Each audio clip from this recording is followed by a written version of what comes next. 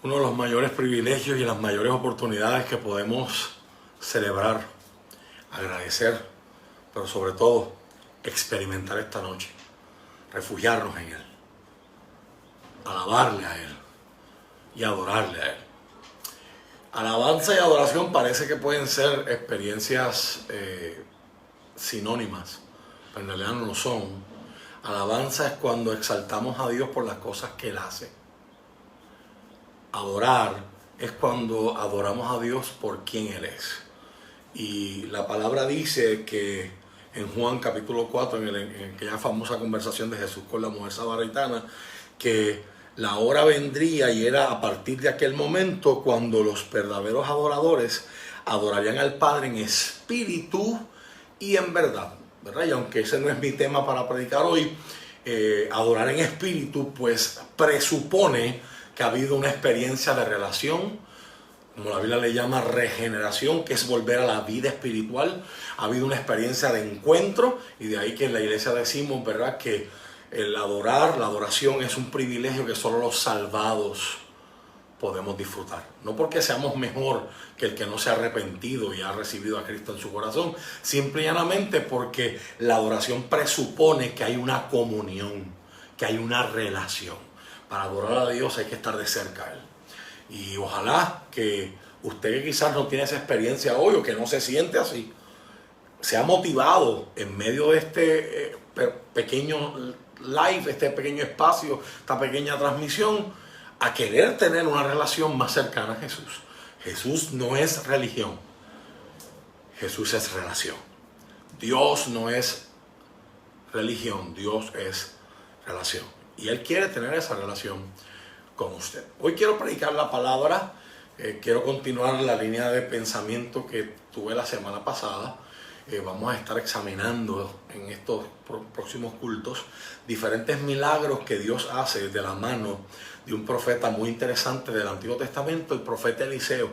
Así que si usted quiere leer con nosotros, le invito a que nos acompañe al segundo libro de los Reyes en la Biblia, segundo libro de los Reyes, capítulo 6, versos del 1 en adelante. Segundo libro de los Reyes, capítulo 6, versos del 1 en adelante. Quiero leerlo con ustedes con la bendición del Señor en la Nueva Traducción Viviente, que dice más o menos así: en el nombre del Padre, del Hijo y del Espíritu Santo. Amén. Cierto día, el grupo de profetas fue a ver a Eliseo para decirle: como puedes ver, este lugar donde nos reunimos contigo es demasiado pequeño. Bajemos al río Jordán, donde hay bastantes troncos. Allí podemos construir un lugar para reunirnos. Me parece bien, les dijo Eliseo, vayan. Por favor, ven con nosotros, le dijo uno de ellos.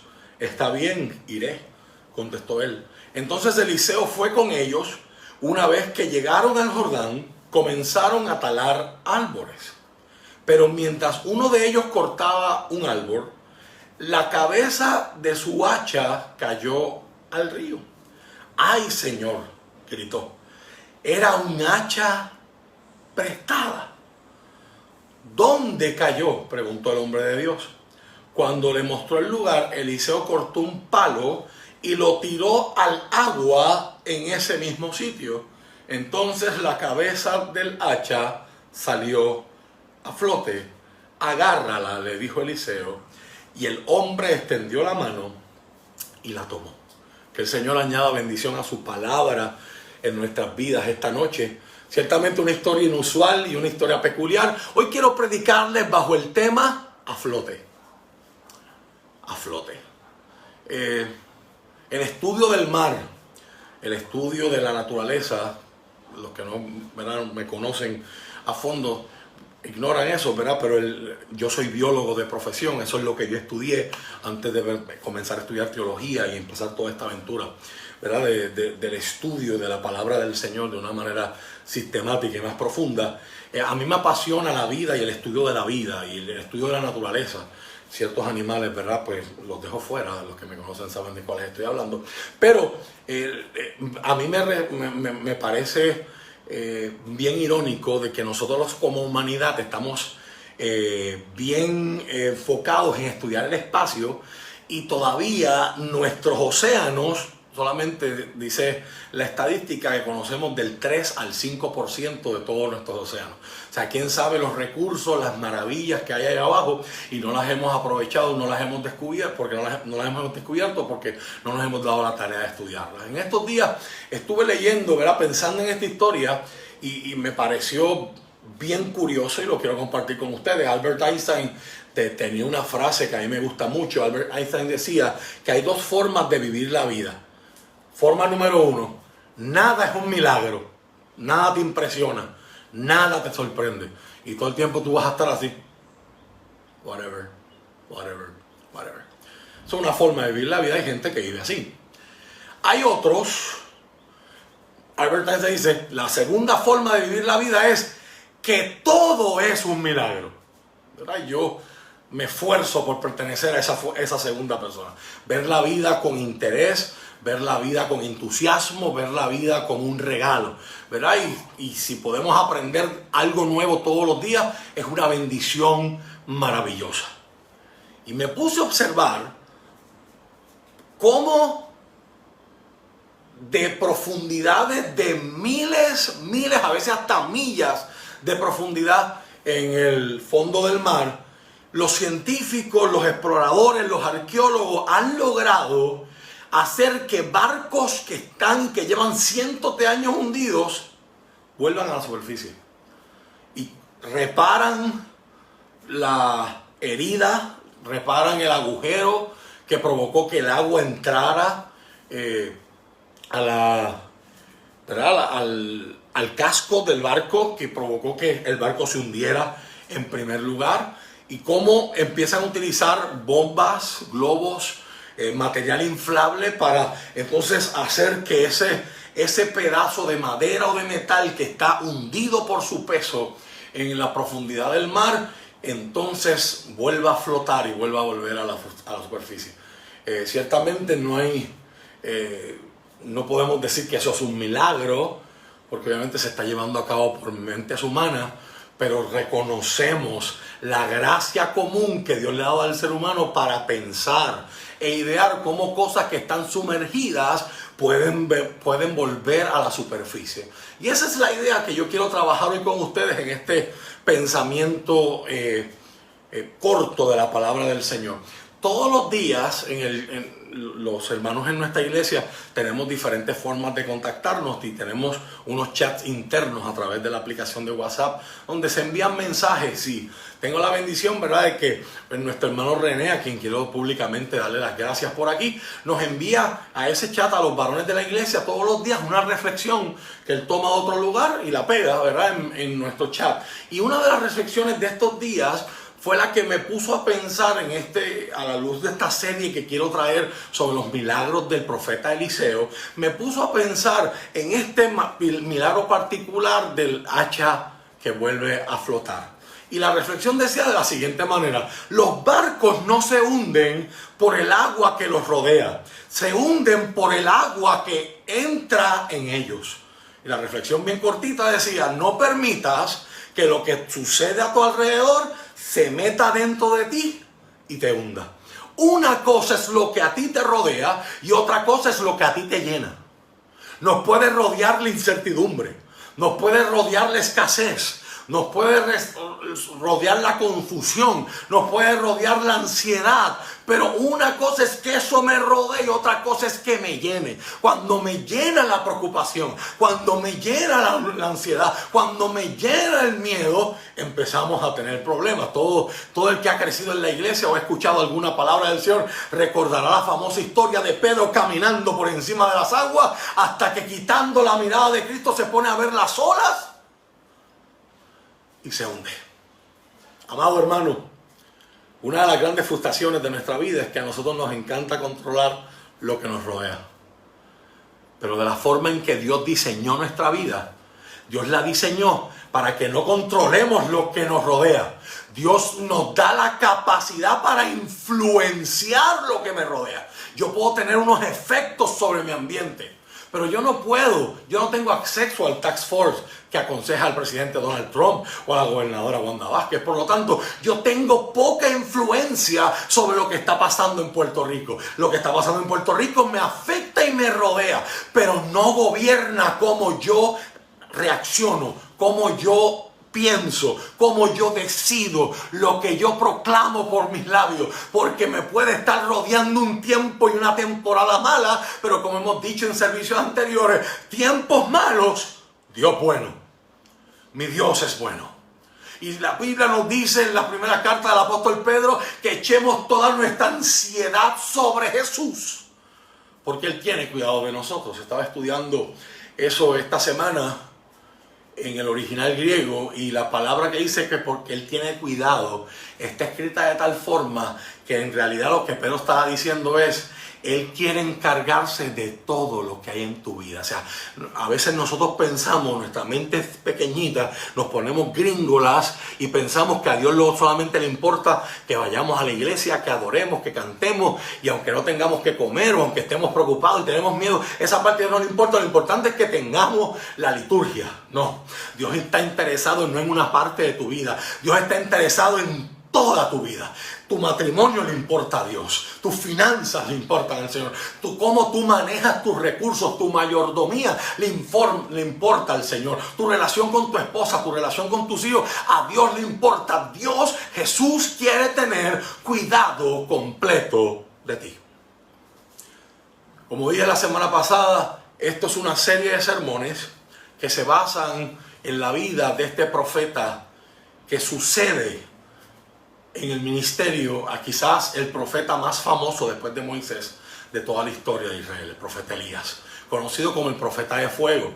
Mire si su figura es trascendental, importante, que cuando ocurre la transfiguración de Cristo en el Nuevo Testamento frente a 3 de sus discípulos más cercanos, las dos figuras que aparecen allí es Moisés representando la ley y Elías representando los profetas. La ley y los profetas constituían el 100% de la revelación que el pueblo de Israel había recibido de parte del Señor. Y Elías está representando la parte profética. El profeta era un vidente. Esa es una de las palabras que se usan para profeta en el Antiguo Testamento. Un vidente, el naví, el que ve lo que Dios va a hacer.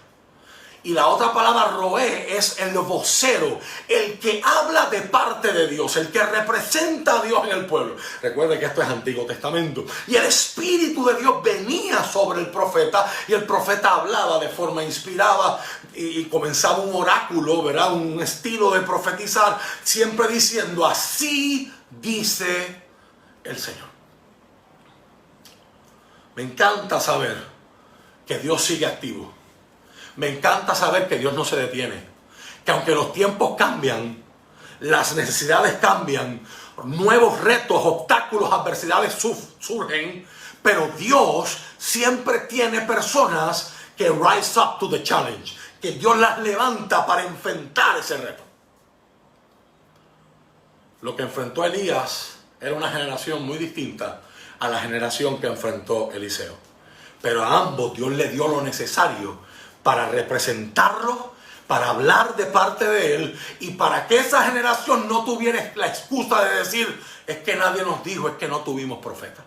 Y así por generaciones subsecuentes, Dios siempre ha seguido y seguirá levantando gente que sean voceros y que vean las cosas desde la perspectiva en la que Él la ve, para que el pueblo tenga dirección, sabiduría y mensaje de Dios. Representación divina. Gloria a Dios, porque Dios no nos abandona, no importa la temporada que estemos viviendo. Estos milagros que aparecen en los primeros capítulos del segundo libro de los Reyes son el testimonio de que lo que le pidió Elías se cumplió. Yo quiero ser tu primogénito, yo quiero recibir la doble porción de lo que está en ti. No es que quiero ser más grande que tú, es que en aquella cultura el primogénito heredaba el doble de la porción de los demás hijos. En otras palabras, Eliseo está diciendo: que se sepa que yo soy hijo tuyo, que se sepa que el Dios que estuvo contigo está conmigo, que se sepa que todavía Israel tiene representación divina, que se sepa que todavía hay revelación, que se sepa que todavía hay palabra, que se sepa que todavía hay esperanza, que se sepa que Dios no ha abandonado a su pueblo. Aleluya. Todos los milagros que hizo Elías, Eliseo los realizó y realizó milagros que Elías no había realizado. Este es uno de ellos. Un milagro muy importante, muy peculiar, bien interesante. Ahora, este milagro hay que verlo con el contexto de otra historia que miraré más adelante, si el Señor nos lo permite. La historia del capítulo anterior. Todo el mundo conoce, hay hasta un corito que cuenta la historia de las aguas del río de Jordán que limpiaron la lepra de Naamán. Todo el mundo conoce esa historia interesante de cómo Dios usa a Elías para dirigir y darle dirección de parte de Dios y sanar y transformar la vida de un general de las tropas de Siria llamado Naamán, que había contraído lepra. Esa historia, que es una historia de bendición, de victoria, de transformación, a la misma vez es una historia que termina mal, porque la Biblia nos enseña que el que servía a Eliseo, el que colaboraba con él, la Biblia le pone por nombre Giezi. Ese muchacho, al ver todo el dinero que Naamán trajo en forma de ofrenda y ver que Eliseo no aceptó la ofrenda, ver que Eliseo no buscaba ninguna ganancia con su servicio, el muchacho se desaparece y encuentra a Naamán por el camino y se inventa la historia de que Eliseo había cambiado de opinión y que ahora pues si necesitaba esta ayudita y si usted puede dar esto, y le pidió cosas que él tenía en el carro. Historia larga, corta, el muchacho termina enfermo por la lepra que tenía Naamán. Termina en una forma subliminal y es una forma simbólica de decir, al igual que la lepra era considerada una maldición en aquel tiempo, aquel muchacho, por utilizar el ministerio como pretexto para enriquecerse deshonestamente, terminó maldito, terminó manchado, terminó excluido, terminó saboteando su propio llamado. Pero eso es otro tema, eso es otra historia, eso es otra predicación. Ahora, qué interesante, cuán duro habrá sido para Eliseo perder un prospecto. Tú estás invirtiendo tiempo en él, tú inviertes tiempo en prepararte, tú inviertes tiempo en dar lo mejor de ti, en mentorear, en discipular, en capacitar, y luego la persona toma decisiones que no eran las que tú esperabas, y ahora en vez de verlo levantarse, lo ves estrellarse. Sabiendo que tienen potencial para hacer tantas cosas grandes para Dios, eligen tomar decisiones, poner excusas, hacer otras cosas, y luego tú dices, wow, perdí mi tiempo. Pero la realidad es que cuando sembramos bien en otros, nunca estamos perdiendo el tiempo. Hay semilla que cae en tierra que no da fruto, dice la parábola del sembrador, pero hay semilla que cae en tierra buena y da fruto sobreabundante. Disculpen. Y es en ese contexto, con ese background, al igual que yo tengo esta pared de fondo, el fracaso de su alumno nos debe servir ahora como un contraste de los otros alumnos que él tiene en lo que se llamaba en aquel tiempo las escuelas de profetas. Las escuelas de profetas fueron fundadas por el profeta Samuel en la ciudad donde él vivía, la ciudad de Ramá. Y fue una tradición que se mantuvo.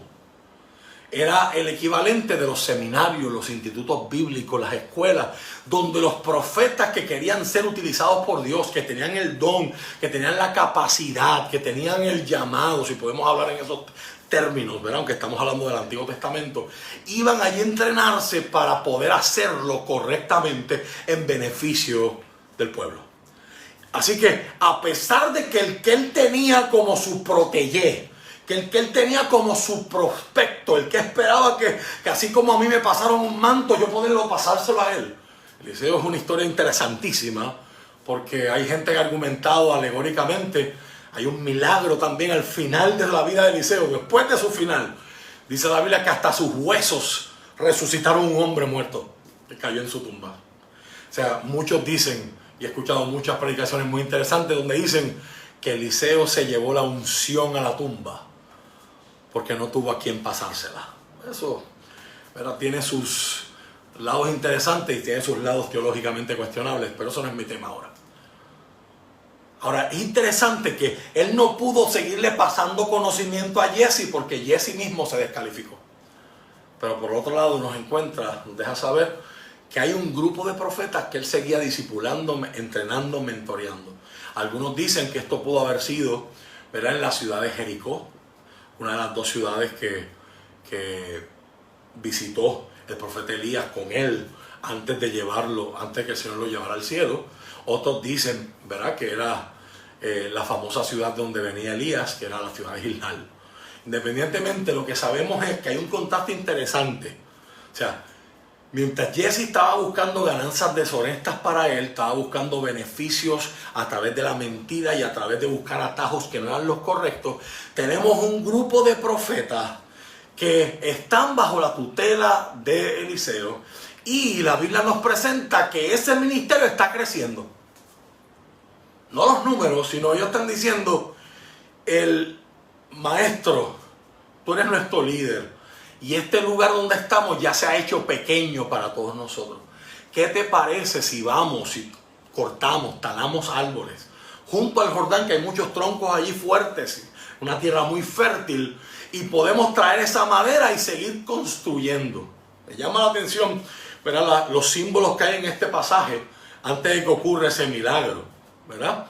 En el contraste al materialismo, a la falta de fe y a la hipocresía de Jesse, se nos da un retrato de toda una escuela de hombres que eran fieles, que se están sacrificando, que eran devotos al expandir y repartir y que se expandiera la palabra del Señor, y que están trabajando para tener más lugar para poder hacer más. No para que digan: wow, qué grande la escuela de aquel, o qué grande el templo del otro.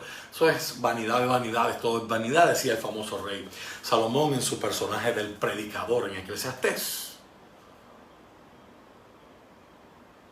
Vemos que esos profetas están creciendo.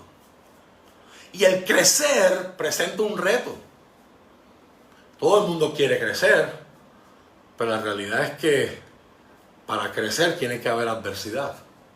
Cuando yo estudiaba en la escuela de medicina, yo aprendí una ley, y también en bachillerato, ¿verdad?, en la clase de biología humana, aprendí una ley de anatomía que se conoce como la ley de Wolf. La ley de Wolf establece que para usted, si yo quiero hacer que este músculo crezca, si yo quiero hacer que este músculo se ponga más grande de como estaba, yo tengo que ponerle resistencia, yo tengo que ponerle estrés, yo tengo que hacer que ese músculo trabaje. Y ese es el racionamiento que va detrás de las pesas. Yo entonces empiezo a alzar una pesa y le estoy poniendo más resistencia a ese músculo que solamente mi brazo. Con el tiempo, esa resistencia va a provocar que se desarrolle todo un sistema de hormonas y comunicación con el cerebro que va a provocar que el cuerpo haga que las fibras musculares dentro de ese bíceps crezcan. Y de momento uno dice: wow, ¿qué músculos tiene aquel? Y uno dice: ¿qué pastilla me tomo para tener esos músculos? Y ahí viene toda una industria a venderte cosas y a robarte los chavos, cuando la realidad es que el cuerpo va a crecer según la resistencia.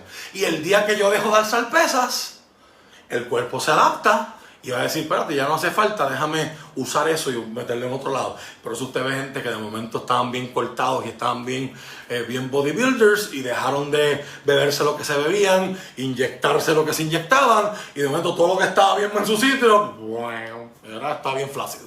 Porque así es como funciona el cuerpo. O sea, el crecimiento, yo creo que usted entiende en esta hora, lo quiero usar como metáfora para lo que estamos viviendo. El crecimiento es un resultado de la adversidad. Cuando yo estaba en escuela intermedia, me hicieron leer una novela que se llamaba La Víspera del Hombre, del autor puertorriqueño René Márquez. Y esa novela nunca la voy a olvidar, porque uno de los personajes principales, un niño de nombre llamado Pirulo, tiene una frase que dice: duele crecer. Crecer duele. ¿Y cuántos de nosotros estamos experimentando dolor en este momento? Pero yo vengo a decirte en el nombre de Jesús que ese dolor va a producir crecimiento. Hay gente en el gimnasio que lo dice sin saber la profundidad de lo que están diciendo. No pain, no gain. Escuché al famoso predicador T.D. Jakes decir una vez: "You see my glory, but you don't know my story".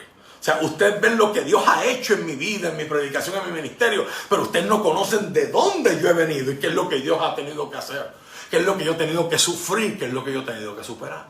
Así que hoy Dios me trae a decirte una vez más que resistas, que perseveres, que pongas tu mirada en el Señor y que no permitas, como decía el pensamiento de René, lo que hunde el barco es cuando lo que está afuera se mete adentro. Que no te llene lo que está afuera. Afuera puede haber preocupación, puede haber ansiedad, puede haber confusión, puede haber desorientación, puede haber incertidumbre. Pero adentro tiene que haber convicción. Y el apóstol Pablo le escribió a Timoteo, su joven aprendiz, y le dijo: Dios no nos ha dado un espíritu de cobardía, sino un espíritu de poder, un espíritu de amor y un espíritu de dominio propio. Que es dominio propio a pesar de lo que a mí me está rodeando, a pesar de lo que a mí me puede estar afectando en mi exterior. En mi interior yo sé en quién yo he creído, y como Job decía, yo sé que mi Redentor vive, y aún yo vaya al polvo, del polvo con él yo me voy a levantar. Aleluya. Qué revelación poderosa tenía Job en un momento tan antiguo en la historia. Se cree que Job se escribió mucho antes de Génesis. Job no permitió que lo rodeaba se le metiera adentro. No es malo sentir temor, no me malinterprete. Si Dios no quisiera que sintiéramos miedo, no nos creó con capacidad de sentir esa emoción. La ansiedad tampoco es mala en sí, pero permitir que sea lo que nos llene, lo que nos domine, es bien peligroso. Allí tenemos a estos hombres que están creciendo. Están creciendo a través de la adversidad. Están creciendo y ya no hay espacio, ahora hay incomodidad. O sea, este no es un crecer por aspirar y decir: véannos, qué exitosos somos. El año pasado, en el primer cuatrimestre de nuestra iglesia, pues teníamos 100 personas, pero en el cuatrimestre número 2 teníamos 105 personas. Y eso demuestra un crecimiento de 2.5%. Eso viene de la administración de empresas, eso viene de los negocios, y es peligrosísimo cuando bautizamos eso y lo metemos a la iglesia. Porque la mayoría de las iglesias en Puerto Rico, desde antes de María, estamos siendo víctimas de la emigración tan grande que había antes de María. Después de María se agudizó, ¿verdad? Yo me acuerdo que, y a mí me gusta hacer eso a manera de chiste, no para en ninguna manera criticar la canción de nuestra hermana en la fe, Zuleika Barreiro, pero esa canción era la que se cantaba en todos los lugares antes de María: que me falte todo menos tu presencia. Se fue la luz y el agua y se llenaron los aviones para irse la gente para la Florida. Pero eso es otro tema, eso es otra historia, eso es otra predicación. Cada cual busca su comodidad, cada cual busca sus oportunidades, y hay gente que entendió que no hubo otra opción, tenían que salir. Y aquí no los vamos a juzgar, Dios no me ha llamado a eso, Dios me ha llamado a bendecir y a enseñar. Ahora, pastor que me estás escuchando, líder que me estás escuchando, compartía esto con el hermano Eliezer Carrasquillo en su Maratón de Esperanza hace unas noches atrás. Tengamos cuidado con medir nuestra iglesia y nuestros ministerios con las métricas del mundo. Porque en el cielo el éxito se llama fidelidad. No se llama tener la iglesia más grande. No se llama tener el live con más gente para decir: mira, se me conectaron 20,000 personas, gracias caballo soy. No, eso no es. Y cuando uno empieza a escuchar esas cosas, eso son señas de que algo en el corazón o en la mente se está desenfocando. Porque lo importante es que la palabra sea predicada. Le escucharon 10 o le escucharon 1,000,000 de personas. Cristo está siendo predicado. Aleluya. Esta gente estaba creciendo. Y 3, quiero llamar la atención a cuál es el acercamiento de estos profetas, de estos estudiantes, a resolver el problema. El acercamiento de ellos no era: estamos creciendo, estamos incómodos aquí, maestro, busca quien nos resuelva, resuélvenoslo tú, nosotros estamos aquí y no entendemos y estamos incómodos y necesitamos espacio. No, la actitud de esta gente es: Señor, queremos permiso porque tenemos una idea. Si estamos nosotros incómodos, sabemos que este es nuestro y por lo tanto tenemos que hacerlo nosotros creer. Estos profetas están pidiendo permiso, están pidiendo la bendición de Eliseo para ir a cortar madera, pasar trabajo y construir ellos. Interesante. Que a veces queremos que el crecimiento nos caiga. ¡Pop! Y cumplí 39 años. Y ahora soy más sabio que a los 38. ¿Por qué? No, porque me cantaron un bizcocho y yo sobre las velas. No. El crecimiento es intencional. Amado hermano que me escucha, el crecimiento es intencional. Si esta cuarentena tú la has usado solamente para ver Netflix, pues cuando salgas de la cuarentena, vas a salir de la cuarentena con un montón de cosas de contar, con un montón de memes de postear, pero sin nada nuevo aquí. Solamente que viste Last Kingdom, que viste cosas que yo estoy viendo también. Que viste la película de aquel y la película del otro y el documental de aquel. Y eso no estoy diciendo que es malo, eso sería religioso. Pero el crecimiento es intencional. ¿Cuántos de ustedes agarraron libros esa primera semana de la cuarentena y cuántos los dejaron? ¿Estás leyendo? Mi profesor Samuel, el doctor Samuel Sullivan, a quien le envío un fuerte abrazo si está viendo esto, alguien que influenció bastante mi vida, al igual que otros profesores que he tenido la oportunidad de conocer, él decía y dice, la teología no se aprende orando, se aprende leyendo. ¿Okay? O sea, el crecimiento hay que promoverlo. De hecho, si vamos a Isaías, hay una palabra en Isaías donde el Señor le habla a Israel y dice, primero, antes de extender las estacas de tu tienda, en otras palabras, antes de agrandar tu casa, primero agranda las cortinas que dividen los cuartos. En otras palabras, primero tienes que crecer por dentro antes de crecer por fuera. Yo oro al Señor para que este tiempo de encierro le queden unas semanas, le queden unos meses, yo no sé cuánto le queda, pero que sea tiempo bien aprovechado. Porque si al final de esto yo salgo del encierro, perdón. La diferencia acá es una letra, ¿verdad? Yo salgo del encierro y soy el mismo, pues entonces estuve 1 mes y medio encerrado. Pero hay otros, y yo estoy hablando contigo, creyendo que tú eres parte de esos otros, que cuando salgan de esto, la gente va a decir, wow, hay un antes y hay un después. ¿Qué te pasó en ese tiempo donde estabas recluso? Donde estabas enclaustrado en tu casa. Aleluya.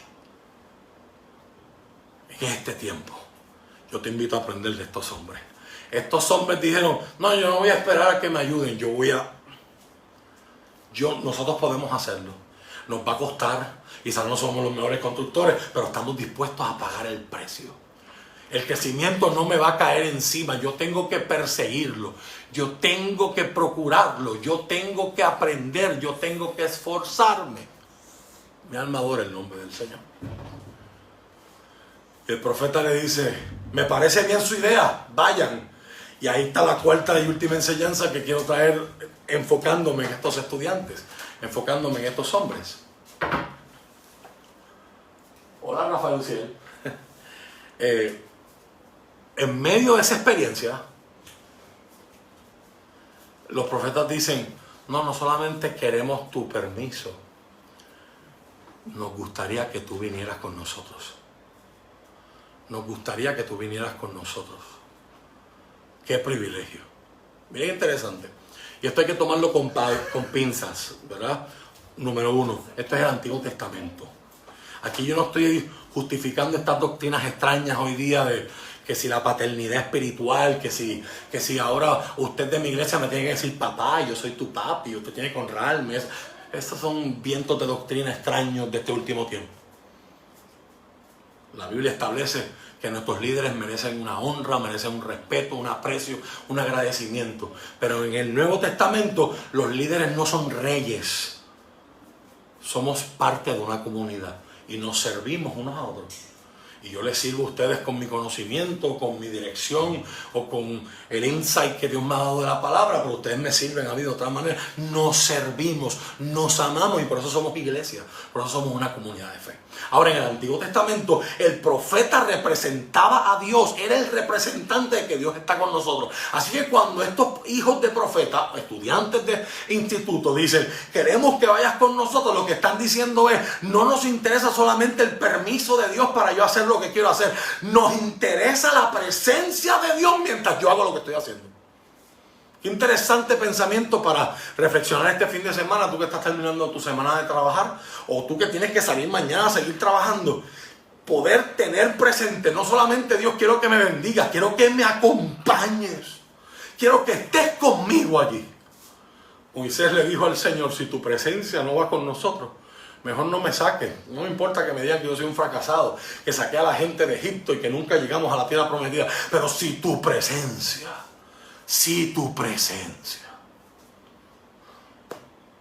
wow, si tu presencia no va con nosotros, no me saques de allí. Y allí va Eliseo y dice, voy con ustedes. Y están talando y de momento parece que fue o un mal swing, no sabemos por la traducción bíblica, no sabemos especificar si fue un mal swing y se fue el hacha completa, o que él dio un swing y la cabeza del hacha, que era de hierro, la parte de metal, se parte y cae al río. Ahora, lo interesante es la expresión que dice este hombre. Dice, ay, maestro mío, era prestada. La palabra en original hebreo que aparece ahí, era literalmente, debiera traducirse como fue rogada. O sea, no solamente es que no es mía, es que yo tuve que rogar para que me la prestaran. Entienda esto. En el tiempo de Israel, tener herramientas, en ese tiempo en la historia, tener herramientas de hierro era bien costoso. No todo el mundo las tenía, como hoy día que nosotros casi todos los hombres tenemos herramientas en nuestras casas, por lo menos yo soy así, ¿verdad? Y no me paso haciendo trabajo todo el día con las herramientas, pero soy de la mentalidad, es mejor tenerlo y no necesitarlo, a necesitarlo un día y tenerlo. Pero en el tiempo bíblico era un lujo tú tener hierro. En Israel no había hierro por naturaleza, eso era un metal que se sacaba a través de la minería y era bien costoso procesarlo. Así que imagina el dilema en el que está este trabajador. Él pide un hacha prestada y de momento su instrumento de trabajo lo pierde, se hunde en el Jordán. Los académicos que entienden que esto se llevó a cabo en la antigua ciudad de Jericó, entienda, ¿verdad?, que no estamos hablando de la Jericó de Josué.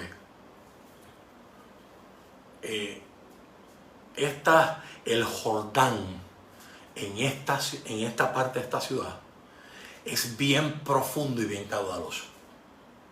Así que no es como que, ay, se mojó, yo no me quiero mojar. No, él literalmente se hundió y lo perdí. Yo me acuerdo hace muchos años atrás, unos jóvenes de la congregación, de hecho que esta semana cumplieron un año de casado. Los felicito, ¿verdad? John y a Sara. Ellos en su noviazgo, si usted seguía sus redes, pues ellos salían para todas partes. Un día se fueron para un puente, yo no sé dónde, y a mitad del puente colgando, creo que en la junta, se les perdieron unas llaves en el río. O sea, tuvieron que esperar horas en lo que una persona de su familia los fue a rescatar con la copia de una llave. O sea, era un dilema parecido. O sea, no es como que, ay, es que yo no sé nadar. No, es que la perdí. No la veo, está en el fondo y es imposible de sacar. ¿Y a dónde en su desesperación ocurre el hijo de profeta, el estudiante? Al representante de Dios.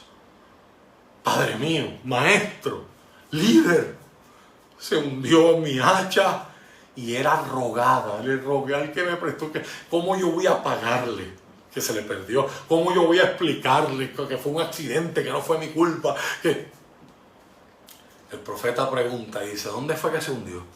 Y él lo lleva al lugar más o menos donde se hundió. El profeta corta un palo y lo echa en el agua. Y Dios, que es creador y que está por encima del sistema, toma la ley de la gravedad y le pone pausa y hace que un pedazo macizo de hierro empiece a subir y aparezca en la superficie.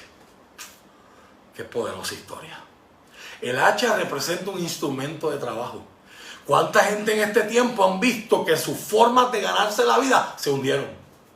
¿Cuánta gente han visto que cosas en las que tenías esperanza se hundieron?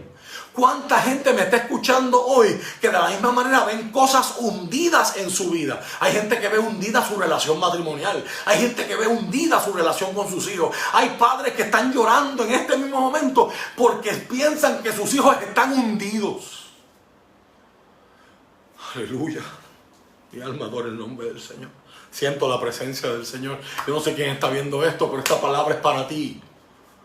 Hoy yo vengo a recordarte que todavía Dios saca a flote cosas que se han hundido. Aunque parezca que no hay esperanza, aunque parezca que ya no se puede hacer nada, está en el fondo, es de hierro, no hay cómo sacarlo. Todavía el Señor hace que vuelva a flote lo que una vez estuvo hundido. Hoy estoy hablándole a gente que está a punto de perder la esperanza. Hoy le estoy hablando a gente que piensan que su ánimo y su fuerza está hundida. Hoy le estoy hablando a gente que piensan que ya no se puede resolver, que ya no hay salida, que ya no hay escapatoria, ya no puedo hacer nada. Se hundió. Lo único que yo tenía para ganarme la vida se hundió. Lo único que yo tenía como instrumento, mi ministerio se hundió porque caí, porque cometí un error, porque me difamaron, porque ahora no tengo la iglesia, porque no nos podemos reunir. Se hundió. Mentira. Hoy te digo en el nombre de Jesús que todavía Dios saca a flote lo que está hundido. Termino este pensamiento llevándolo a Cristo, porque de Él es que venimos a hablar. Si no hablamos de Cristo, hemos perdido el tiempo con lo demás. Cristo es un especialista en ir a la tumba. Y dicen los historiadores y dicen los comentaristas bíblicos que aquel día en aquel cementerio en Betania, si Jesús no llama a Lázaro y le dice ven fuera, si solamente Jesús hubiese dicho sal fuera, todo el cementerio se levanta. Esa es la autoridad de Cristo. Esa es la autoridad del Dios al que yo le sirvo. Pero todavía Jesús se acerca llorando a las tumbas a decir Lázaro, Lázaro. Le estoy hablando a un Lázaro, le estoy hablando a una Lázaro en este momento. Ven fuera. El agua representa sepultura. Los que se bautizaron en nuestra congregación hace 2 meses, de hecho, una semana antes de que se comenzara el lockdown, marzo 8 me parece que fue, recordarán que el testimonio simbólico del bautismo, dice Romanos capítulo 4, que cuando nosotros nos zambuimos y nos sumergimos en esa agua, nos estamos muriendo y estamos siendo sepultados. El agua cubrirte es una señal de muerte. Así que si yo uno esas dos imágenes, tengo que hoy decirles que todavía Dios vuelve a la vida lo que para el hombre está sepultado. Que todavía Dios vuelve a la vida lo que el hombre dice que está muerto. Y le hablo a aquellos que hoy no tienen una relación con Dios. O si es en Puerto Rico, la mayoría de los que no tienen una relación con Dios son gente que antes la tenían. En Puerto Rico son más los apartados que los inconversos. A ti te digo, no importa cuán hundido tú estés en pecado, no importa cuánto tú te sientas que ya no puedas salir. Me recuerdan las palabras del salmista: pacientemente esperé a Jehová y Él se inclinó a mí, oyó mi clamor y me hizo sacar del lodo, de la desesperación, del pozo de la desesperación, del lodo cenagoso. La idea del salmista es: de ese lodo, de ese fango, de ese abismo, yo no podía salir solo. Necesitaba a alguien que me sacara. Esa hacha no podía salir sola. Necesitaba a alguien que la sacara. Aleluya. Y hoy te digo en el nombre de Jesucristo, hay cosas que tú no las puedes arreglar. Jesús te está diciendo hoy: ven como estás. Ven como estás. Ahí donde estás, levanta tu mano. Ahí donde estás, pon tu mano en el corazón. Ahí donde estás, cierra tus ojos y mira al Señor. Jesús, te necesito. Creo que tú puedes volverme a la vida. Me siento muerto por dentro. Si no te tengo a ti, puedo tener 20 cosas, pero estoy muerto. Y esta noche puede ser noche de resurrección. Esta es noche donde el Jesús, el Dios de Eliseo, el Dios de Elías, el Dios de la historia, el Dios que sigue movimiento, que no se queda quieto ni estático, hoy puede penetrar el fango del pecado en el que tú y yo nos encontramos y nos puede sacar a la vida otra vez. Me resulta interesante que las dos historias, la de Juan 11, de Lázaro, y esta, terminan igual. Lázaro sale caminando y Jesús lo último que dice es: desátenlo y déjenlo ir. O sea, ya Jesús lo resucitó. Pero ellos tenían que mover la piedra para darse cuenta que Lázaro ya estaba vivo dentro de la cueva. Y dos, tenían que quitarle el sudario y todas las amarras que usan los judíos para embalsamar los cuerpos muertos. Aquí el hacha empieza a flotar, pero el hacha no llega levitando a la mano del hombre que la estaba usando. Eliseo le dice: tómala y sigue trabajando. En otras palabras, Dios nos hace partícipes de su obra milagrosa. Dios hace milagros y nos permite colaborar con Él en esa obra tremenda. O sea, Dios va a hacer lo que Él le toca, pero hay cosas que le tocan a usted. Dios hace resurgir y flotar el hacha otra vez, pero alguien tiene que tomar hoy, extender la mano y tomarla. Alguien que se había rendido y tiene que decir: voy a volver a estudiar. Alguien que me pone el Señor en la mente, gente que se frustró con ver las clases online y dice: a mí no me gusta esto, yo tengo que ver al maestro, yo tengo que estar presencial. Y dijiste: me voy a dar de baja, yo no vuelvo a hacer esto hasta que no vuelvo otra vez a la universidad. Y hoy es el día donde Jesús está diciendo: yo hago que la hacha flote, pero tú tienes que volver a aprender esa computadora. O me gusta decir en la iglesia: Dios hace milagros, pero no lava carros. En otras palabras, Dios hace lo que le toca a Él, pero Dios no va a hacer lo que me toca a mí. Dios no puede esperar por mí. Dios no puede creer por mí. Dios no puede ayunar por mí. Dios no puede orar por mí. Dios no puede alabar por mí. Dios no puede esforzarse por mí. Dios hace lo que le toca a Él, que es lo que yo no puedo hacer. Hoy el Señor nos llama a mantenernos a flote. Hoy el Señor nos llama. Hoy el Señor nos invita a mantenernos a flote. Hoy Dios nos invita a permitir que Él ponga su mano y agarrar la nuestra. Uno de mis sueños es llegar.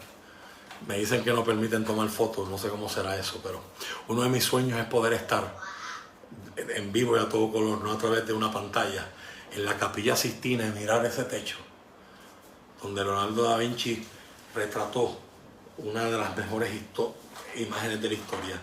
A Dios inclinándose para tocar las manos de la creación que la está extendiendo hacia Él. Eso me habla de encuentro, me habla de relación, me habla de contacto. Hoy tengo buenas noticias para ti. Tú has hecho todo para que Dios te odie. Tú has hecho muchas cosas que han hecho que a Dios le enoje y se enfade. ¿Usted sabe por qué yo lo sé? Porque yo soy pecador igual que usted.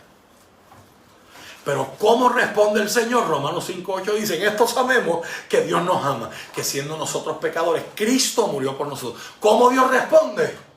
Aunque tú estás hundido en el fondo del mar, Dios extiende su mano y te quiere traer a flote. Quiere el Señor que este es el momento de muchas personas decir: ay, al terminar esta semana me sentía hundido. Pero hoy Dios te confronta con una nueva realidad. Yo te quiero traer a flote. Yo te quiero traer a flote. Si usted hoy quiere agarrar la mano del Señor, si usted hoy quiere dejarse alcanzar por Él, por ese amor, la Biblia dice: huya al impío sin que nadie lo esté persiguiendo. Deja de huir ya. Deja de poner pretextos, estereotipos, excusas. La mano de Jesús está extendida.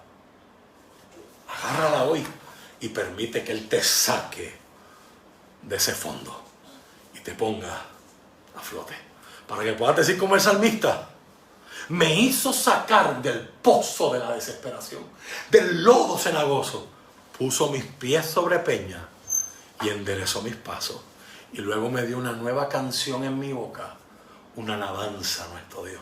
Verán esto muchos y temerán y confiarán en Jehová. Si hace falta algo en este tiempo, son gente que esté cantando cánticos nuevos. ¿Qué significa un cántico nuevo? Ya no canto lo que le pasó a aquel, ya no cuento la historia del otro, ahora cuento mi historia. Esto es lo que me hizo el Señor. Yo estaba hundido, pero Él me trajo a flote. Padre, gracias por permitirme predicar esta palabra, por permitirme compartir este pensamiento de tu palabra. Gracias por mis hermanos de la Iglesia Renuevo Justo. Gracias, Señor, por lo que sé y tengo convicción en mi espíritu y en mi corazón que estás haciendo esta noche. Gracias por la gente que hoy está volviendo a la vida. Gracias por la gente que hoy está pasando de muerte a vida, dice la parábola del hijo pródigo. Gracias por la gente que en este momento se está arrepintiendo de sus pecados y te están diciendo: Jesús, sálvame, Jesús, sáname, Jesús, sácame de este fondo, sácame de este abismo, en el nombre de Jesucristo. En esta hora, Padre, en el nombre de Cristo, yo te pido por aquellos que en medio de su dificultad hoy, Señor, están abriéndose a una nueva realidad, a una nueva esperanza, que hoy están diciendo como Pedro en las aguas: Jesús, sálvame que perezco. Aleluya. Sana, salva, libertad, por el poder de la palabra, para la gloria de tu nombre. En el nombre de Jesús. Amén. Me despido con este pensamiento que vi en las redes y lo voy a postear ahora en mis redes tan pronto termine el servicio. Y dice: Sometimes God lets you hit rock bottom so you will discover that He is the rock at the bottom.